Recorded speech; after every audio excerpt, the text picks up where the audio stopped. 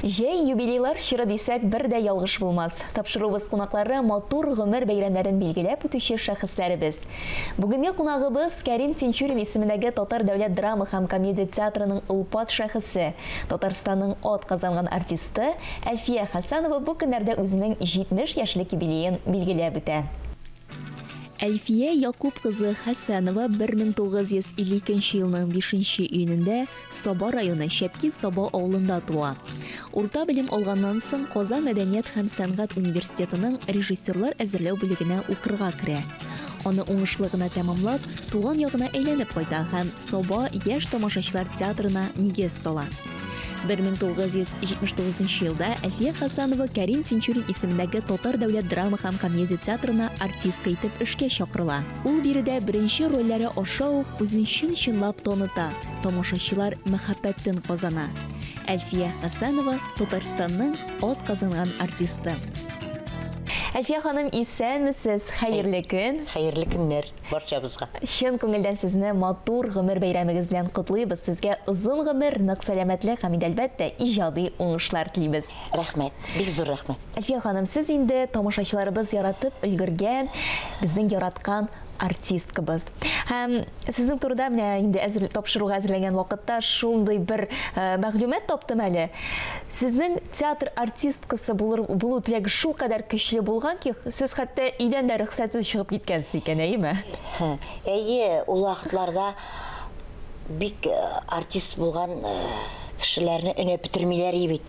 Әни әйтәдер, "И кызым, пүштә күрен бит ул", дип әйтәдер.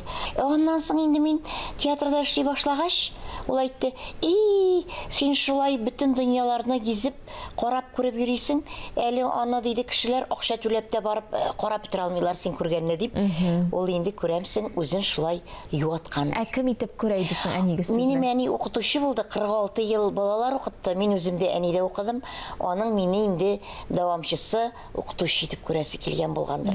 Аның бик тә мине университетта укытасы килде. Мин менә анда укымадым шул инде. Театр юлын сайладыгыз.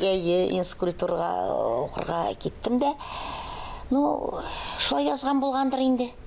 Шулай язган булган. Менә әнигез 46 ел укытучы булып эшләгән, ә сез 43 ел Кәрим Тинчурин театрында безнең инде әйдә баручы артисткаларыбызның берсе.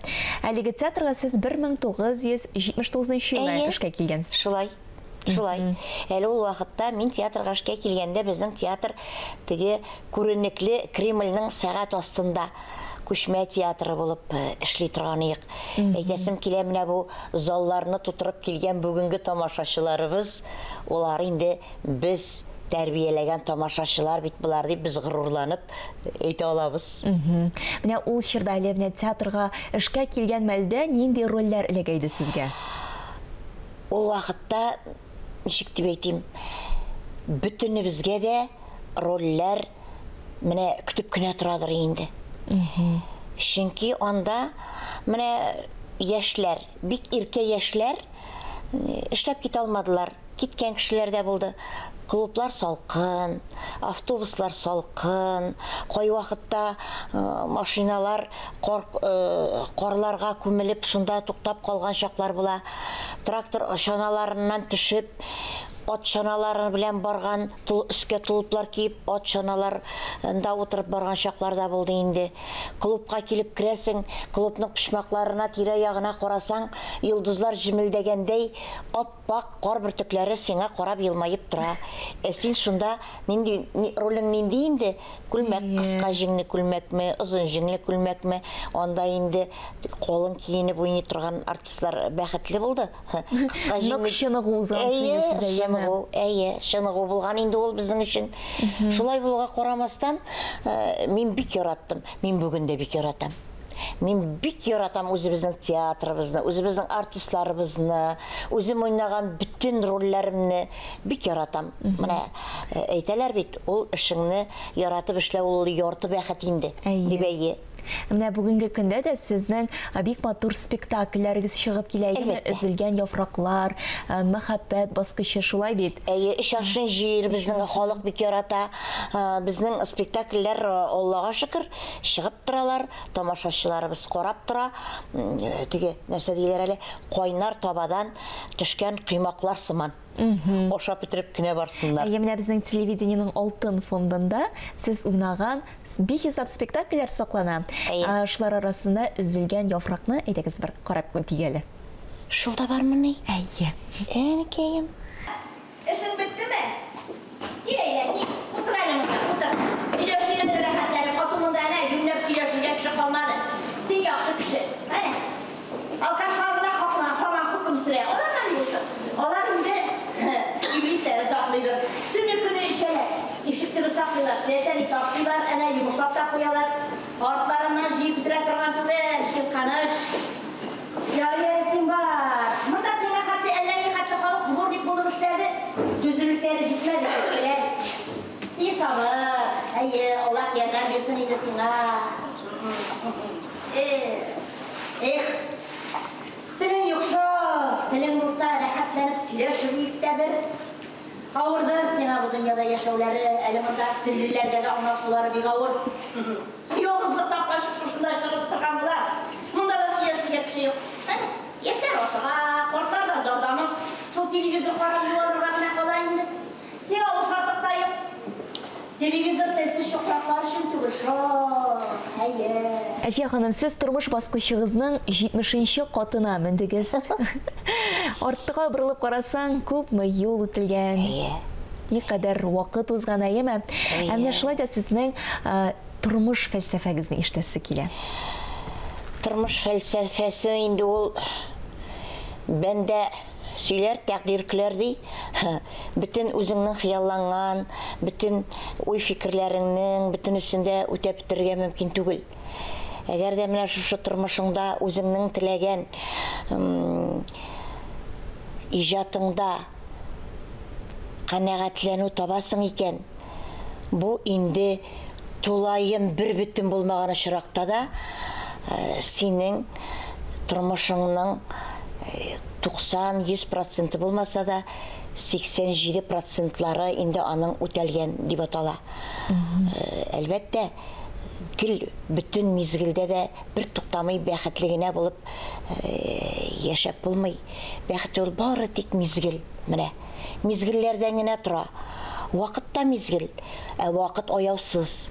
Бәхетле мизгелләр алар барыбер үтеп китсәләр дә, хәтердә кабат-кабат кайтып, яңарып, шул бәхетле мизгелләрне искә төшереп, бәхетле булырга мөмкин. Бәхетле мизгелләрегез күп булдымы тормышта? Аллага шөкер, әз булды дип әйтә алмыйм. Аннары соң бит әле ул кайсы мизгелне син бәхетле итеп тоясың. Шушыны бит әле тоя да белергә кирәк. Менә мин монда килеп утырганмын икән. Минем бүген менә тамашачыларым белән мин аларны күрмәсәм дә, ул инде барыбер алар белән очрашу. Шулай ук бу бәхетле мизгелләрнең бер секундымы, минутымы дип әйтәсем килә. Шулай бит. Менә сәхнәгә без чыгабыз икән. Шулай ук тамашачыларның алкышлары, шушы алкыш вакытында кичерешләр, ул шушының хәтле югары дәрәҗәдә була. Аны менә шушы сәхнәдә чыгып баш игән вакытта алкышларны аңлаган, кичергән кешене аңлый торгандыр.